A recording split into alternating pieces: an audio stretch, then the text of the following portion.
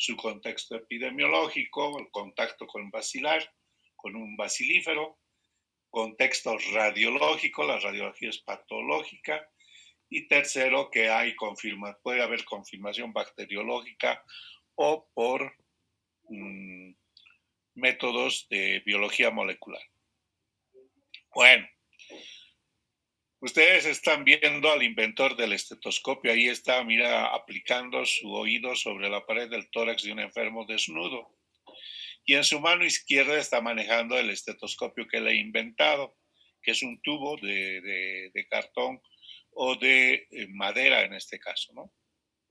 Entonces él ha escrito los ruidos, ha descrito los ruidos para hacer la correlación con la anatomía patológica.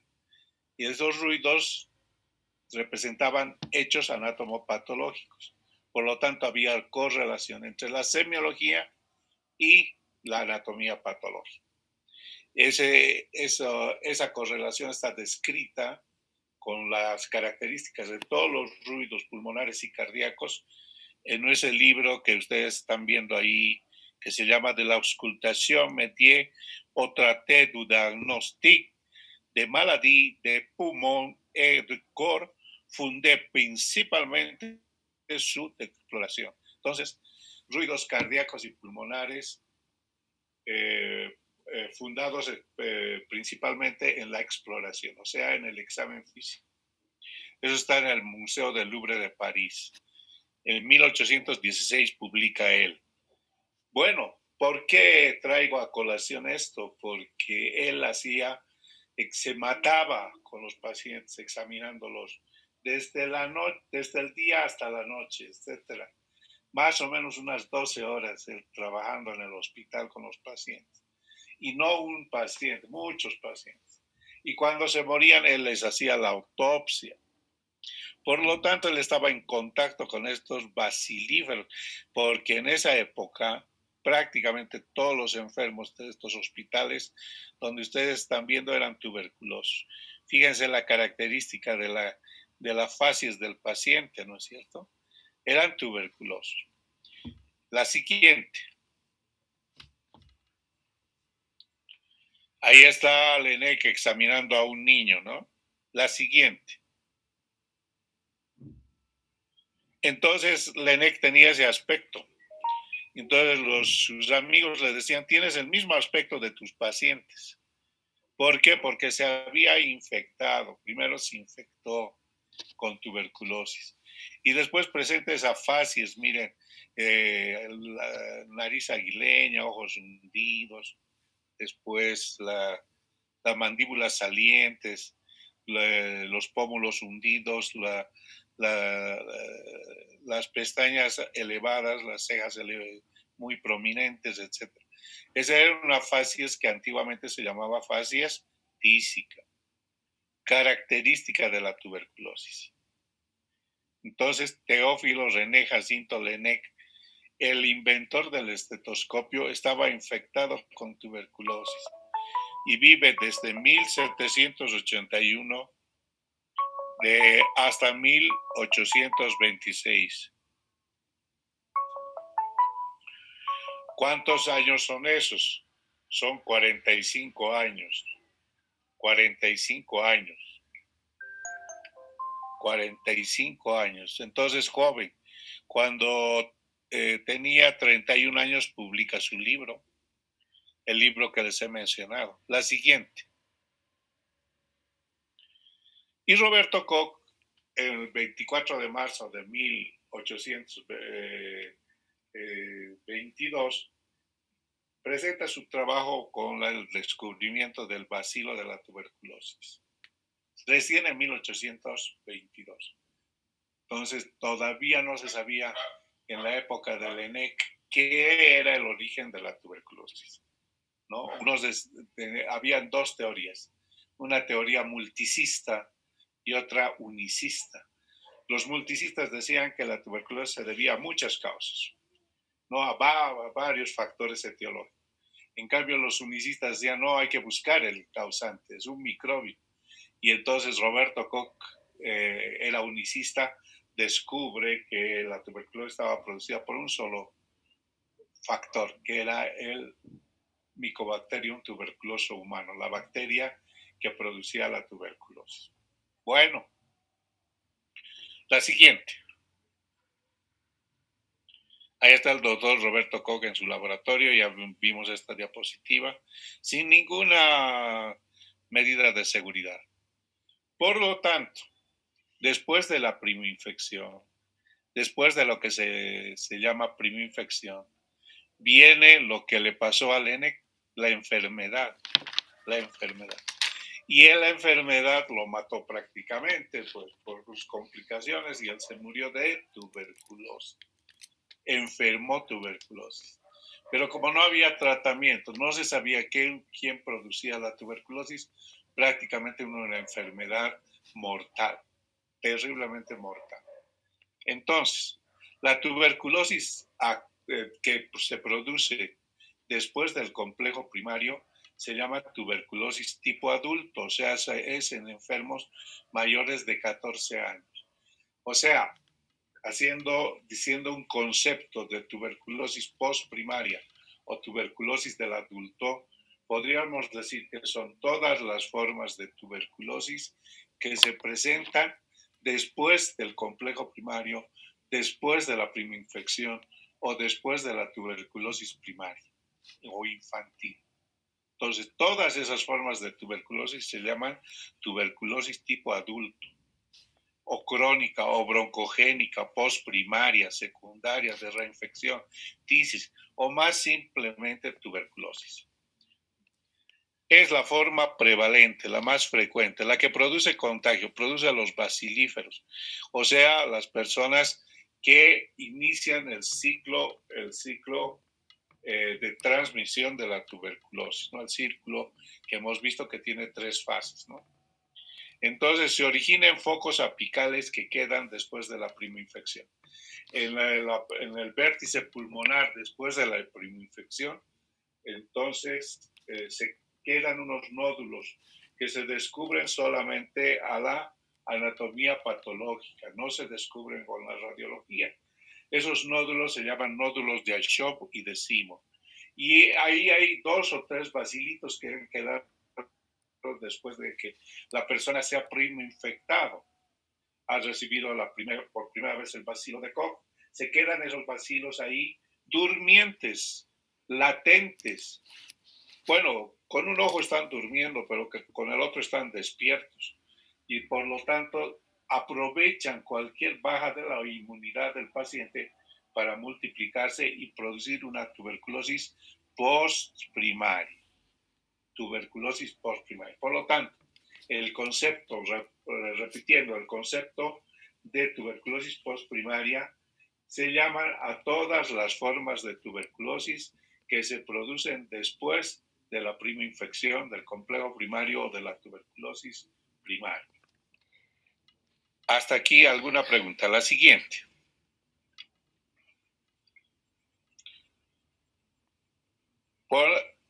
Por lo tanto, presenta al inicio síntomas sistémicos muy variables: fiebre, astenia, dinamia, baja de peso, falta de apetito, sudoración nocturna, en algunos casos disnea y expectoración con sangre, hemoptisis, y en muchos casos puede estar asintomático el paciente.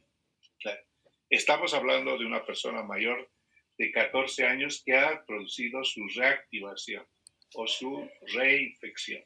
2 cosas, reactivación o reinfección. La siguiente. ¿Cuál es la importancia epidemiológica de esta forma? Es la que produce el inicio del ciclo de la transmisión de la tuberculosis, es decir, que produce los bacilíferos. Los bacilíferos, hemos dicho, son los que inician el ciclo de la transmisión de la tuberculosis. Y para confirmar el diagnóstico se necesita hacer baciloscopía a los sintomáticos respiratorios y tener baciloscopía positiva. Pero, como hemos dicho, la baciloscopía no siempre puede ser positiva, puede tener problemas cuando la población bacilar es pequeña, no hay buena cantidad de bacilos en el esputo, por lo tanto puede resultar negativa. Entonces tenemos en nuestro medio las pruebas de biología molecular que ya hemos dicho, ¿no? Que son el GeneXpert y el Genotype. La siguiente.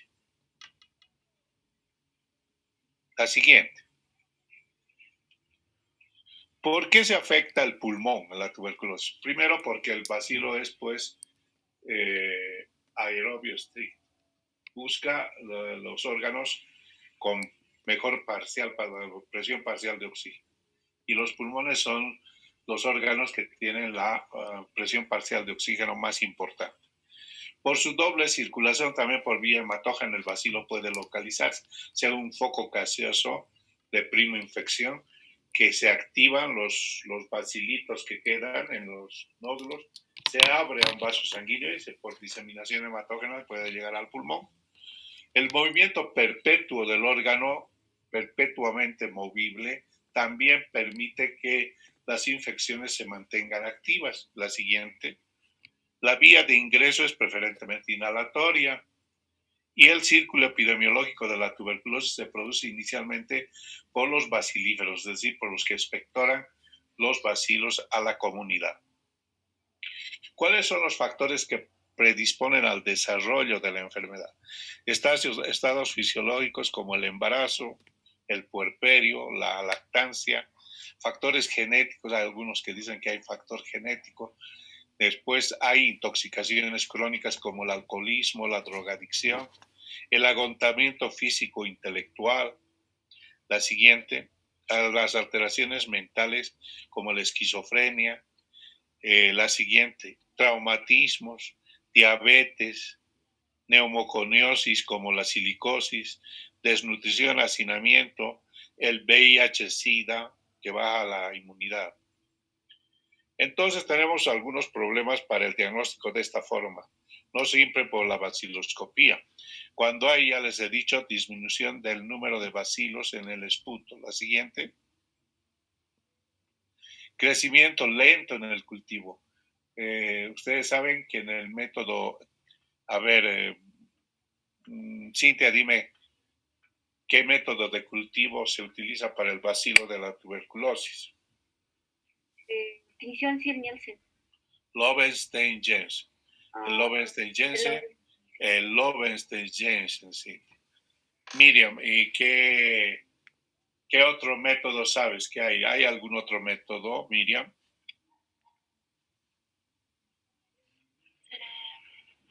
El GeneXpert, doctor. Ya, en el INLASA pueden utilizar también el otro método que se llama Ogawa, es un método japonés. Estos métodos de cultivo, los medios de cultivo, están basados en proteínas, altamente enriquecidos por proteínas. Están basados en albúmina, ¿no? Por lo tanto, el INLASA compra huevos para preparar estos medios de cultivo, ¿no? Es crecimiento lento porque el INLASA te informa entre 30 y 60 días. Por lo tanto, el bacilo tiene un desarrollo lento en el cultivo. No es que el laboratorio sea lento en actuar, no, sino que el bacilo se desarrolla lentamente en el cultivo. Entonces, los cultivos para el bacilo de Koch tardan 45 días, entre 30 y 60 días. También es difícil el diagnóstico cuando no hay lesión radiológica compatible. La siguiente. Los síntomas y signos se pueden confundir con otras enfermedades. La siguiente. Por lo tanto, hay nuevas técnicas de diagnóstico. Esas nuevas técnicas de diagnóstico se han disparado en los últimos 10 años. Cualquier cantidad de formas de diagnóstico. La siguiente. Hazle clic a eso. Métodos químicos, otra vez. Hazle clic, vamos avanzando. Todos estos métodos, ¿no? Pero en nuestro medio, la más importante son el GeneXpert y el Genotype. Bien, pasemos entonces a las formas iniciales de esta forma de tuberculosis. ¿Qué forma de tuberculosis estamos viendo? La que se llama del adulto o forma postprimaria. Son todas las formas de tuberculosis que se presentan después del complejo primario y después de la primera infección. En 1922, Ashman descubre la primera forma inicial de esta forma de tuberculosis. Con su profesor Simon, los dos diseñan un proyecto de trabajo para ver cómo se iniciaba la tuberculosis en el ser humano. La tuberculosis postprimaria, por supuesto. Entonces, digamos que descubrían un bacilífero con baciloscopía positiva. Entonces iban a su casa y veían cuántos contactos tenía. A todos los contactos que tenían les hacían radiografías prácticamente semanales. Cada semana una radiografía hasta que en algún momento en el grupo familiar, había un joven entre 15 y 35 años que tenía una hemoptisis, hacía una hemoptisis. Y entonces a ese paciente al que le sacaron la radiografía, veían que tenía un infiltrado redondo subclavicular derecho, fugaz, así la llaman. Otra vez repito, infiltrado redondo fugaz en el subclavicular derecho de Ashman, le llama de Ashman. Simon le pone ese nombre de Ashman en honor a su profesor, Ashman. Entonces, ese infiltrado era una reinfección de tuberculosis exógena. ¿Exógena por qué? Porque provenía de un contacto con un bacilífero en la familia. ¿Alguna pregunta? Siga, hazle clic nomás. Pícale, eso es. Eso es. Entonces esas formas pueden ser subagudas, algunas crónicas, pueden tener brotes a repetición, son formas, algunas bronconeumónicas, anatomopatológicas pueden ser fibróticas con mucho granuloma o gaseosas con mucha necrosis gaseosa, pero combinan las dos cosas, ¿no? Ya, entonces la primera forma de tuberculosis pulmonar postprimaria es la reinfección exógena, pero que está descrita por Ashman con el infiltrado redondo subclavicular derecho en un paciente con hemoptisis y con contacto. Ya, entonces eso se llama reinfección exógena. La reactivación endógena se produce cuando los bacilos que quedan de la primera infección en los nódulos superiores, en los nodulitos esos llamados de Ashok que quedan en el vértice del pulmón después de la primera infección, se reactivan estos bacilos y producen una reactivación endógena. No hay contacto con bacilíferos, no se puede detectar contacto con bacilíferos.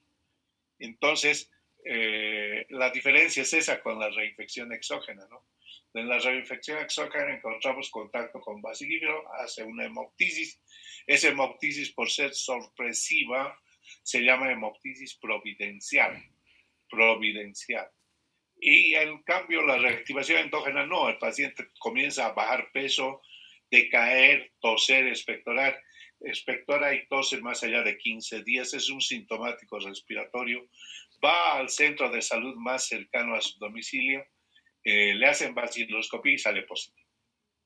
Y finalmente la tercera forma de tuberculosis postprimaria, o sea, después del complejo primario, es la diseminación hematógena, el foco gaseoso residual que ha quedado de la primera infección o en el complejo primario.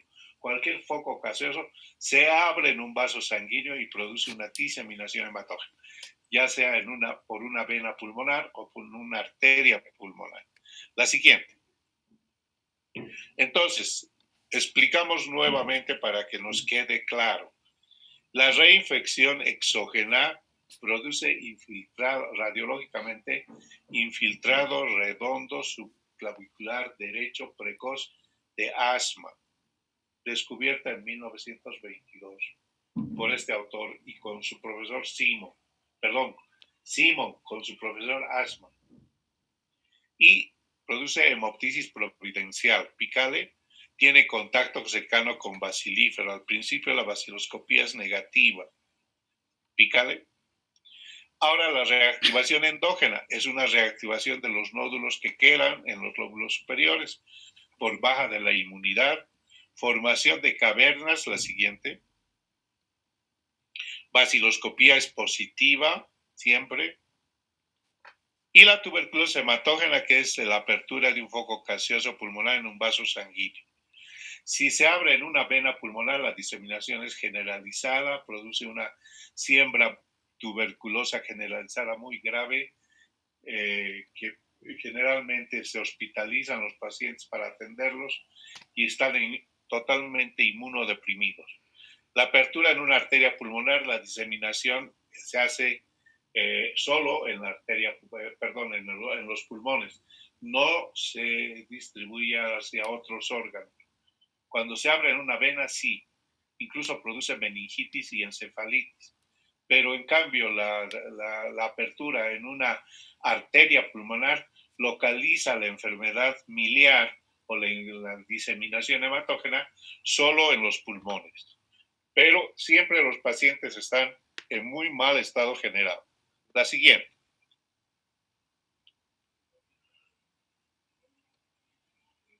Entonces ahí ven un complejo primario. Esa es una radiografía. Ya estamos viendo radiografías. Por lo tanto, ya me tienen que decir qué patología hay allí. Entonces esa es una imagen del chancro de Gone, ahí, exacto ahí. La linfangitis, que es la línea que está para arriba, esa. Y la adenopatía, que es en el lado izquierdo. ¿Ve? Ahí está la adenopatía en el ilio. Eso se llama complejo primario. El 90% de estos complejos primarios pasa desapercibido, no produce síntomas ni signos. Bien, la siguiente. Entonces aquí vamos a ver la diseminación hematógena. Si ustedes aproximan un poco más la imagen, no se nota muy bien, pero aproxímenla la imagen, agrándenla la imagen, por favor. Bueno, la siguiente, la anterior. Esa. Entonces van a ver puntitos miliares, como cuando tú echas trigo en un papel sábana en una mesa, los puntitos igualitos, finos. Eso es diseminación hematógena, o sea, el miliar. Miliar es un patrón de sombra retículo nodular, bilateral. La siguiente, esa también es una miliar, pero es a grano grueso. Por lo tanto, podemos dividir radiológicamente la diseminación hematógena en tres tipos. La siembra fina, la siembra intermedia y la siembra gruesa. A grano fino, a grano intermedio o a grano grueso también, así se llama. La siguiente, por favor.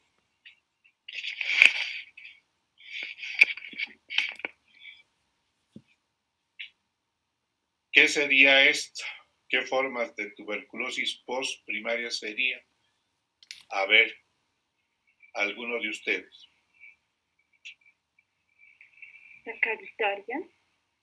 La infección exógena, doctor. No les escucho, está muy bajo el volumen. Sería una reinfección endógena. Ya, a ver, ¿quién más quiere opinar?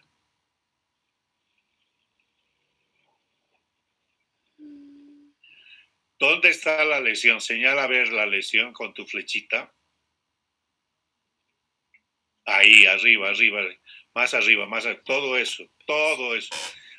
Supraclavicular, retroclavicular e infraclavicular. Y la tráquea está traccionada hacia el lado derecho, ¿no? La tráquea, fíjense, está traccionada hacia el lado derecho. ¿Qué forma es? Reinfección exógena, doctor. Exacto. De asma. Es una forma postprimaria, así tienen que decir. Es una tuberculosis postprimaria de reinfección exógena.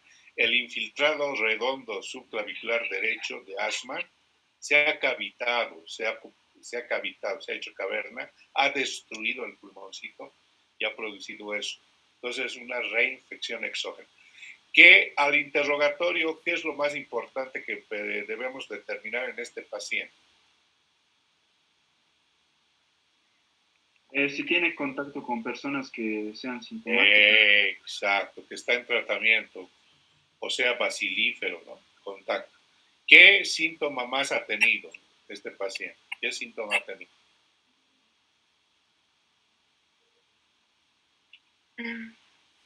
¿Cuál ha sido el síntoma de emergencia que lo ha llevado a que le hagan esta placa? Hemoptisis, doctor. Hemoptisis, exactamente, hemoptisis. Entonces, esta es una reinfección exógena. La siguiente.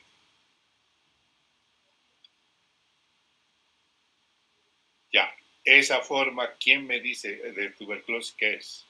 ¿Dónde está la lesión más importante?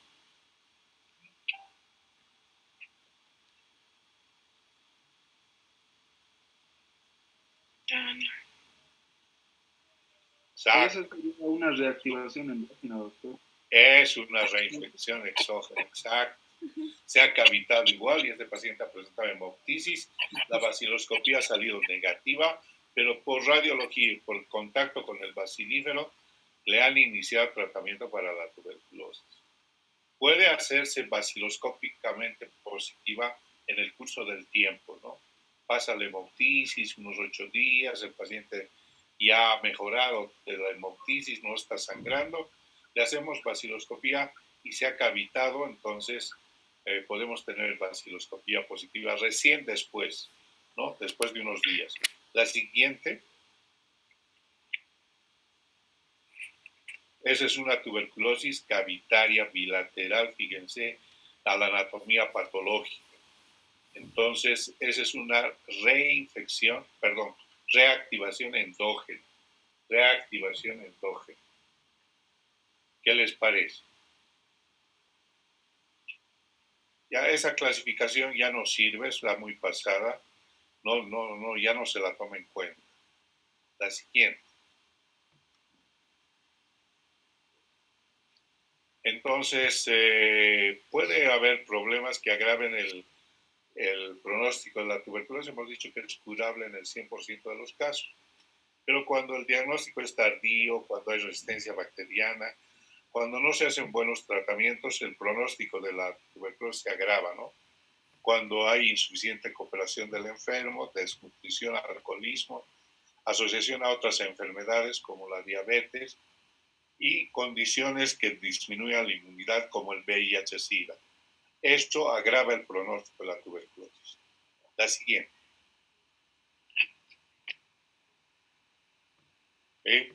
Entonces, resistencias, malos esquemas de tratamiento y asociación con la enfermedad. Ahí fíjense, esa radiografía es también del lóbulo superior, pero no ha presentado infiltrado, es más difuso.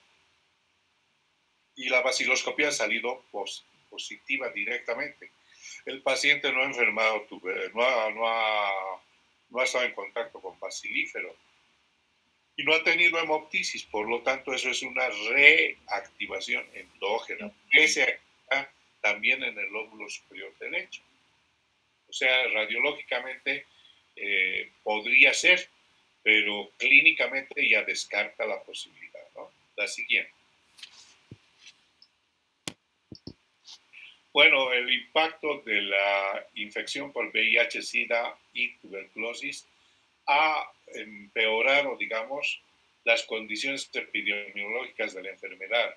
Estábamos con una enfermedad que ya estaba prácticamente superándose en el mundo, pero lamentablemente ahora con el impacto de la coinfección VIH, SIDA, tuberculosis, lamentablemente los datos estadísticos epidemiológicos han aumentado en incidencia para la tuberculosis.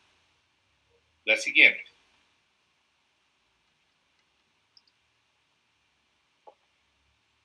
¿Qué es eso? A ver, díganme.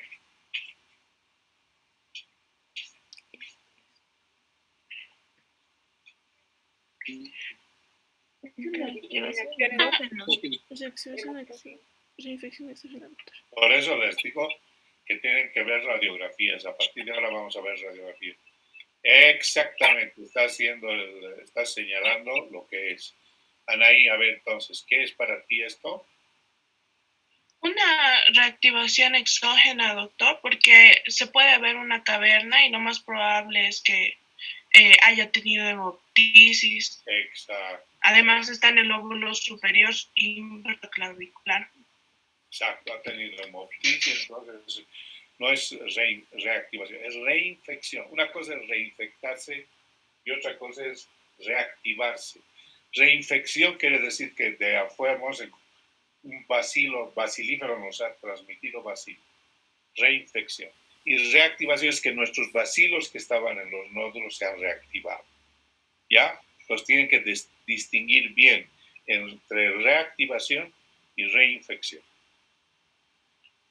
¿Alguna pregunta? ¿Esa forma? ¿Qué es esa forma? Es una reactivación endógena. Esa es una reactivación endógena. Este era un paciente sintomático respiratorio que ha ido a consultar a su centro de salud y el médico no le ha dado pelota, no le ha hecho vaciloscopía, ha dejado que se avance la lesión. Y entonces, fíjense, ya los dos pulmones están comprometidos. Tienen cavernas y todo. Entonces, no le han hecho vaciloscopía, no tenía el concepto de sintomático respiratorio, ni el paciente porque ha tardado en consultar, ni el médico al diagnosticar. ¿Ya? Es muy importante que ustedes diagnostiquen a tiempo. Bueno, esta ya hemos visto, ¿no? Es complejo primario. La siguiente. Esa es una forma de reactivación endógena en la tomografía. Ahí están los focos de reactivación. Toda esa sombra blanca, ¿no?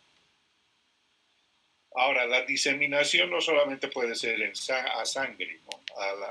Se puede diseminar el foco gaseoso periférico a la pleura y producir una pleuritis tuberculosa, o sea, un derrame pleural.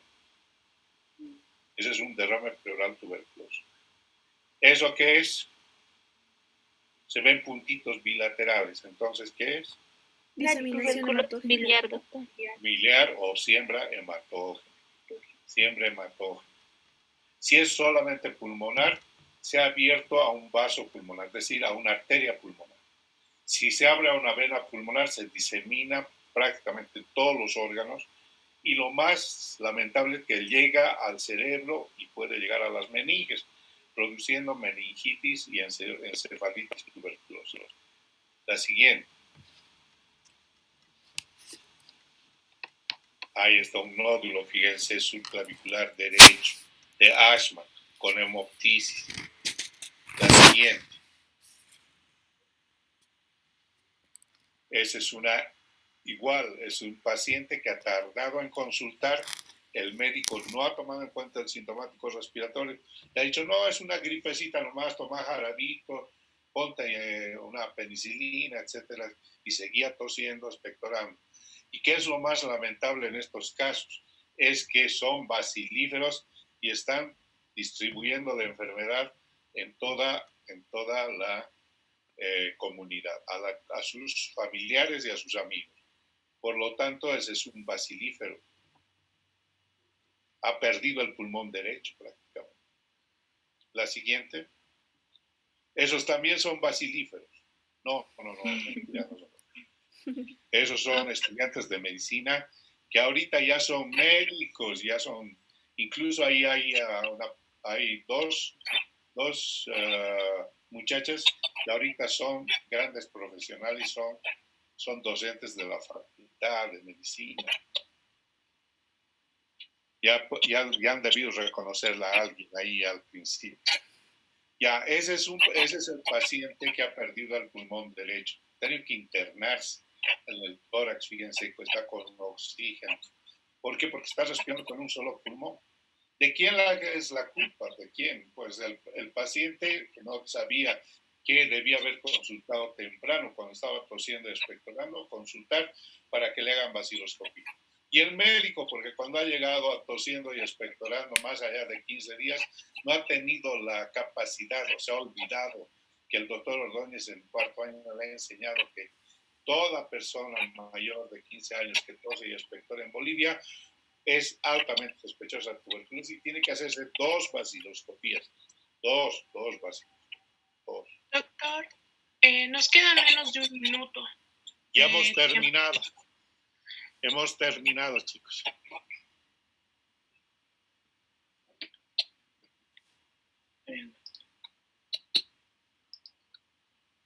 Hemos terminado.